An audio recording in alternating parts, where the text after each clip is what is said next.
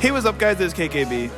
I made a video like this a little while back, but I found some new clips, so I decided to make this week's video NASCAR heat exhaustion moments.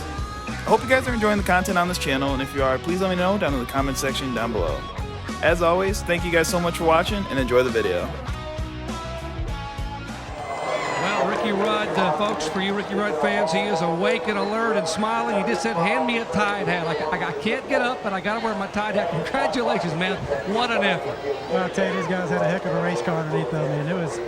I was in trouble from about lap 5. My helmet wasn't working, really hot in the car, and got blisters on my back, on my butt, everywhere you can think of. And like Bill Engel kept me going. I said, I sure am going to enjoy. If we can get this thing this win, I'll enjoy Monday in the hospital room somewhere recovering. But we got a heck of a race car. It was a good deal to win this thing today. You almost got out of the car a couple of times. They had Hut Strickland standing by. What kept you in the race car? Well, I think the only thing that kept me in the car, I knew I had a winning car. I knew it was a top 2 car, and you know, it's been a long time since I had a car run like that, and it was a tough thing. I knew I should have handed the car over to somebody, but on the other side, I just felt so good to be up front again. Knew I should have had a shot at winning. I didn't want to give that win to somebody else. Hey, congratulations. Get that mask back on here. Let's get you feeling better. Ricky Rudd laying here on the ground in victory lane. What an example of courage and perseverance. We have one spent athlete here in victory lane. Bob? And we've talked about what a tough run it has been for the 16 who had no way to keep himself cool, no hydration. He literally falls out of the car at the end of this race. His wife there. Yeah, I would hate to speak for you, Junior, but I think it's fair to say we've both been in this situation before, and it's a horrible feeling when you get that hot. You get out, and you think there's immediately you're going to feel better. You don't. It just takes a while to recover from it. On that last caution, Austin Dillon had to be helped from his car because of extreme heat from the crush panels that had been knocked in when he lost a tire at the very start of the race. So Dillon being aided there, and that car has gone behind the wall. It's a tough, exhausting race under normal circumstances, but breathing in those fumes, losing all those fluids. And this is live, just walking Austin back and going to get him some oxygen and some fluids. Vince Welch is looking on. Guys, when he got out of the car, and remember, Ricky's been sick since last week. In fact, his crew chief, Mike Kelly, who you see there, been over Ricky, told me earlier today that Ricky had lost 9 pounds in the last week battling strep throat. Ricky got out of the car. At that point, looked as though he was not going to be able to stand under his own power. Eyes kind of rolled in the back of his head, and he went down. Guys were there to catch him.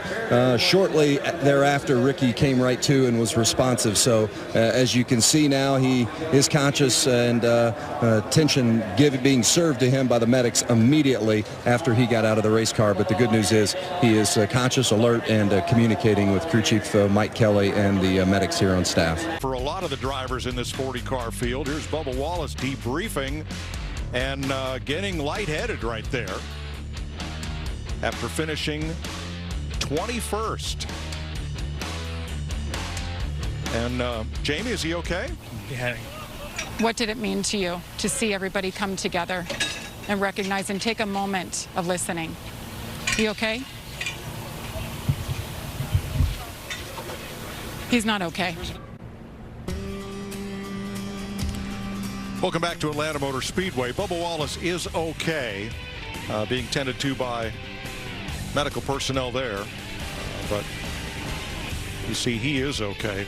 When Eric Amarola sees the 47 and the 43 get together, he checks up a little bit, and that creates one of those accordion effects. And you look, Clint Bowyer just barely gets into the back of Brad Keselowski right there, Larry. And it wasn't a hard hit. When I watched it, I thought he was okay, but we know those components in the front of the car sometimes can break. It certainly was a scary moment for Clint Bowyer when he climbed from the race car. He was taken to the infield care center. You could just see he is whooped, right? Just tired, wheeling that car for so many laps on that roval. Here's what Clint tweeted last night after the race and after he was released from the infield care center.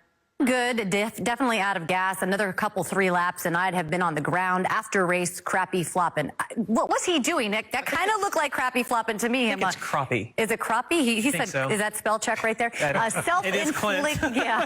What's the emotion, Casey, with all the talk going on about your career? What's the emotion when you finally get back to victory lane like this? This feels good to win. You know, it feels good to, every these people that work so hard, it feels good to get them in victory lane and show that we can do it if things go our way. You can tell he's exhausted and cramping up. He had mentioned the cramping earlier. He needed some fluids, so no fluids in him, but obviously this is going to be a big celebration for Kasey Kahne. He and his sister Shannon moved here to Indianapolis, Rick, years ago to start his sprint car career. So this is going to be an emotional day and an emotional win for Kasey Kahne. He referenced his son Tanner. Tanner just a year and a half old. Kasey Kahne's going to take some drinks. We've seen this so many times. The driver at the end of a race at Indianapolis sits down next to his car because he's so exhausted, so completely drained. It's been a long day. It was a warm day. Keith Rodden there helping him out, the winning crew chief. Quite a few drivers have been out of the car, either sitting outside their cars, getting ice put on them. We've seen some drivers taken to the infield care center. There's A.J. Allmendinger, and he immediately has ice on his right heel. He's racing in the cup race tomorrow. Those floorboards can just get so hot. We heard him complain about it during the day. That exhaust pipe runs directly beneath your feet, and the exhaust temperatures coming out of those cylinder heads are like 1,400 degrees, and all that works itself back directly into the car. Try to cool those feet down as quickly as he can. And he's going to pour the ice water directly on the socks. Try to get those feet cooled down as quickly. And we see the AMR safety crew there also attending to these drivers. We saw Ryan Vargas. He was carted off as well just a few moments ago. Again, yeah, there's Ryan headed to the infield care center. Well, you look at these guys as they're getting out of the cars, and you look out the window here in the booth, and you see the ambulances lined up on pit road, and you see Jeffrey Earnhardt there, and you can just see it in a way that he's sitting on the ground right there, and how hot and how exhausted he is. So not easy. And guess what? Tomorrow's race, twice as long. Yeah. At least the sun will be down. All right, Eric. Jimmy Johnson obviously feeling very under the weather as he climbed from his car and was helped by medical personnel. And we get more from Vince Welch. Vince.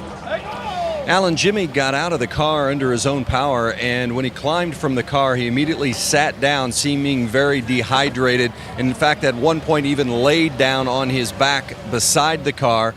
The crew members that were there beside the car with him actually lifted him up and kind of held him up as he stood by the car, and then was obviously very faint, went back down, and at that point they called for medical help.